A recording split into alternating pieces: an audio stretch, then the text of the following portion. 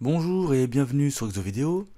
Ici dans cet exercice, à partir d'un compte de résultat ou compte d'exploitation que nous avons aussi sous les yeux, nous devons remplir le tableau suivant, celui-ci, qui est donc un tableau de solde intermédiaire de gestion, les fameux SIG, avec les produits à gauche, les charges au milieu, et par différence, nos fameux soldes donc à droite.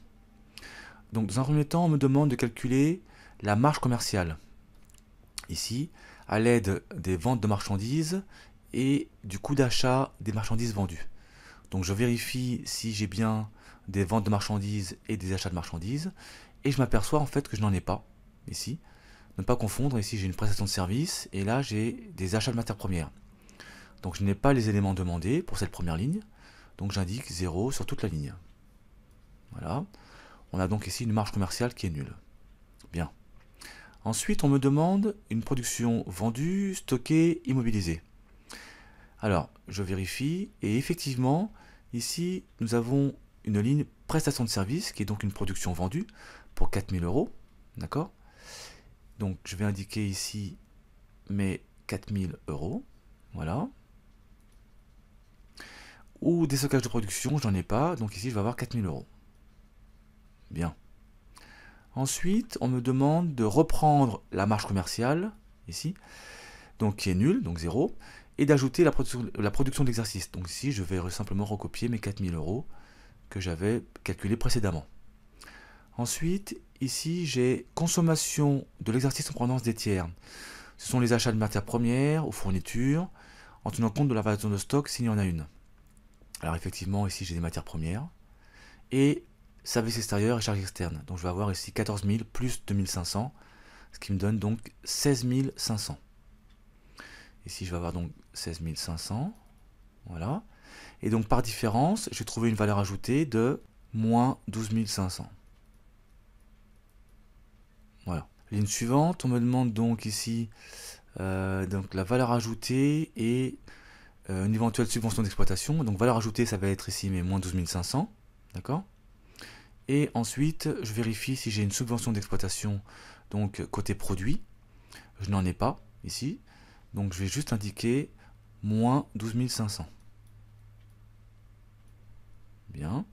Ensuite, impôts et taxes plus charges de personnel. Donc côté charges, je vais vérifier. Donc impôts et taxes, j'ai effectivement 1005 ici. Et charges de personnel, 2005. Donc la somme des deux fait 4000 euros. Donc j'indique dans la case 4000 euros. Et donc par différence, je vais donc avoir moins 12 500, moins 4000. Donc je trouve un solde négatif qui est donc de moins 16 500. Donc ici, le solde est négatif, on va donc parler d'insuffisance brute d'exploitation et non pas d'EBE, donc d'excédent brut. À partir du moment où vous avez un solde négatif dans cette case, on parlera donc d'insuffisance brute d'exploitation. Donc ligne suivante, ici on me demande donc EBE, j'en avais pas puisque ici j'avais un IBE, une insuffisance brute d'exploitation. Ensuite, autres produits et reprise des transferts, donc je vérifie côté produit si j'ai ces libellés là, autres produits, reprise des transferts. Donc j'ai bien ici une reprise de 2000, je n'ai pas autre produit, donc j'indique dans la case 2000 euros. Donc 2000, voilà.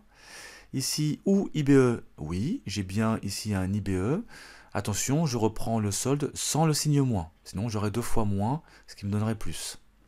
Donc j'ai 16 500 à prendre en compte dans cette case ici. Ensuite, autres charges et éventuellement les DAP, les amortissements. Donc je regarde à gauche de mon compte de résultat. J'ai effectivement les DAP ici pour 200 et je n'ai pas de libellé autres charges.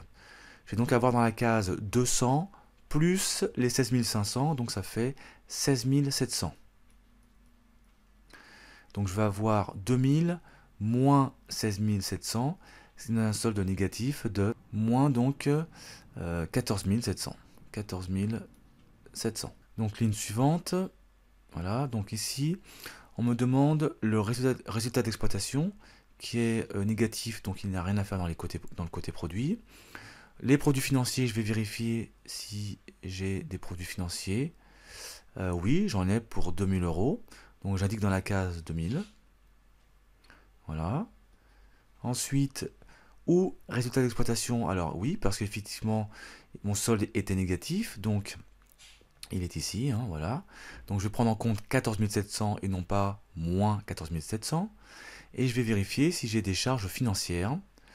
Côté charges, effectivement, j'en ai pour 1500 euros. Donc dans la case, je vais avoir 1500 euros plus donc les 16 500 donc de IBE. Pardon, les 14 700 de résultats d'exploitation, pardon. Donc ce qui me donne dans cette case 16 200, ici moins 14 200. Ligne suivante, donc produit exceptionnel moins charge exceptionnelle. Donc je vais vérifier si j'ai ces éléments-là. Donc j'ai 250 ici et 150 côté charge. Donc par différence, je vais trouver 100. Donc ici j'indique 250, ici 150 et le solde, donc le résultat exceptionnel est égal à 100 euros. Ligne suivante. Alors ici, résultat courant avant impôt, il était négatif, donc je ne le récupère pas dans cette case ici, surtout pas dans le côté produit.